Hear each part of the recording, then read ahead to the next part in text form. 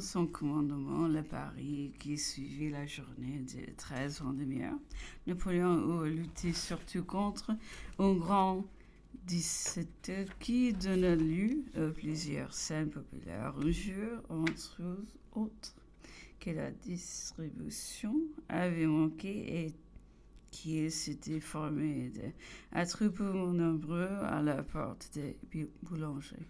Napoléon passait avec une partie de son état-major pour veiller à la tranquillité publique en gros de la populace des femmes, surtout l'enterrant, les présents demandant du pain à grands cris.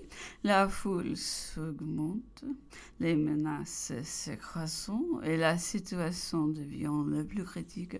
Une femme monstrueusement grosse et grasse se fit particulièrement remarquer par ses gestes et ses paroles. Toute cette politière, cria-t-elle en apostrophant ce groupe d'officiers, se moquant de nous, pourvu qu'ils mangent et qu'ils s'engraissent bien, il leur est fort égal que le pauvre peuple meurt de faim. Napoléon l'interpelle. La bonne, regardez-moi bien, quel est le plus gras de nous deux? Oh, Napoléon était alors extrêmement maigre. J'étais un vrai parchemin, disait-il. Un rire universel descend la populace et l'état-major continue sa route. On verra dans la mémoire de la campagne d'Italie comment Napoléon vint à connaître Madame de Beauharnais et comment se fit son mariage. Ce faussement dépeint dans les récits de temps, appelle-t-il connu qu'il passait chez elle presque toutes les soirées. C'était la réunion la plus agréable de Paris lorsque la société courante se retirait restant à l'heure de l'honneur. Madame de Montesquieu, le père du grand chambellan, le duc de Nivernais, si connu par les grâces de son esprit, et quelques autres ont regardé si les portes étaient bien fermées, et l'on se disait causant de l'ancienne cour faisant un tour à Versailles.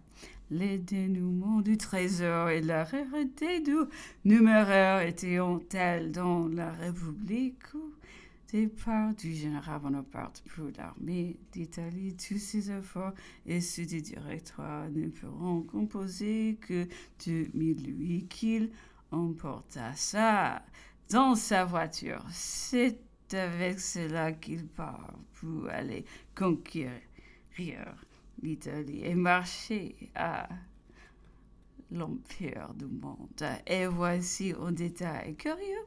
Il doit exécuter un ordre du jour signé Berthier, où le général en chef, à son arrivée au quartier général à Nice, fait distribuer aux généraux pour les aider à entrer en campagne la somme de 4 louis en espèces. Et c'était une grande somme. Depuis bien de temps, personne ne connaissait plus les numéraires. Ce simple ordre tout Jupin. Les circonstances du temps avec plus de force et de vérité qui ne saurait le faire un gros volume. Dès que Napoléon se montre à l'armée d'Italie, on voit tout aussitôt l'amphithéâtre pour commander aux autres. Il remplit de cet instant la grande scène du monde et occupe toute l'Europe. C'est une météore qui envahit le firmament. Il concentre dès lors tous les regards, toutes les pensées, compose toutes les conversations. À compter de cet instant, toutes les gazettes, tous les ouvrages, tous les monuments sont toujours lui. On rencontre son nom dans toutes les pages, à toutes les lignes, dans toutes les bouches.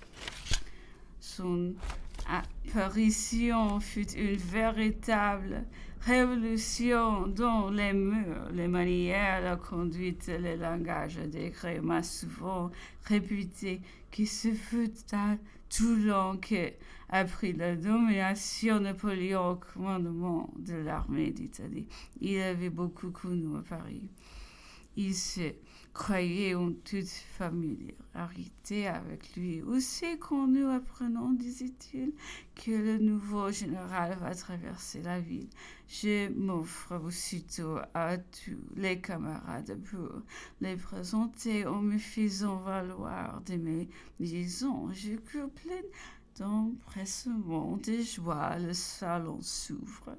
Je vais me lancer. Quand l'attitude, les regards, des sons de voix suffisants pour m'arrêter, il ne devait pourtant en lui rien d'injurieux. Mais son feu c'est à partir de là que je n'ai jamais été tente de franchir la distance qui m'avait été imposée. Un autre signe caractéristique du général de Napoléon, c'est l'habileté, l'énergie, la pureté de son administration, sa haine constante pour les dilapidations, le mépris absolu de ses propres intérêts. J'arrive de la campagne d'Italie, nous disait-il un jour, n'ayons pas 300 000 francs en propre. Juste plus facilement reporter 10 ou 12 millions.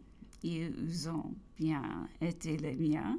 Je n'ai jamais rendu de compte. On ne m'en demandait jamais. Je me tendais au retour à quelques grandes récompenses nationales. Il fut question dans le public de me douter des chambres. J'eusse été très savie de cette espèce de fortune, mais le directoire fit d'écarter la chose. Cependant, je vais envoyer en France au moins 50 millions pour le service de l'État. C'est la première fois dans l'histoire moderne qu'une armée fournit aux besoins de la patrie, au lieu de lui être à charge. Lorsque Napoléon traita avec le duc de Modène, Salicetti, commissaire de gouvernement auprès de l'armée avec laquelle il avait été assez mal jusqu'à-là, vint le trouver dans son cabinet. Le commandeur d'Est, lui dit-il, frère du duc, est là avec 4 millions en or, dont 4 caisses. Il vient au nom de son frère, vous priez de les accepter, et moi je viens vous en donner le conseil. Je suis de votre pays, je connais vos affaires en famille. Le directoire et le corps législatif ne reconnaîtront jamais vos services. Ceci est bien à vous, acceptez-le sans scrupule et sans publicité. La contribution du duc sera diminuée d'autant et il sera bien aisé d'avoir acquis un protecteur. Je vous remercie, répondit froidement Napoléon. Je n'irai pas pour cette somme me mettre à la disposition du duc de Modène. Je veux demeurer libre.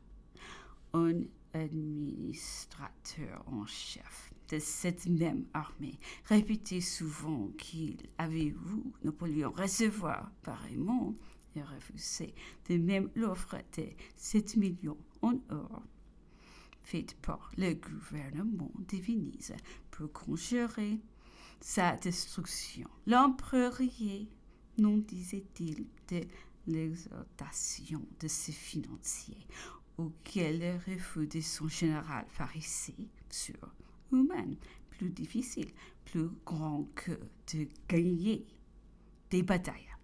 L'empereur s'arrêtait avec une certaine complaisance sur ce détail de désintéressement, concluant néanmoins qu'il avait eu tort et avait manqué de prévoyance, soit qu'il eût voulu songer à se faire chef de parti est à remuer les hommes, soit qu'il voulut ne demeurer que simple particulier dans la foule, car en retour continua-t-il, on l'avait laissé à peu près dans la misère, et il eût pu continuer une carrière de véritable pauvreté lorsque le dernier de ses généraux ou de ses administrateurs rapportait des grosses fortunes.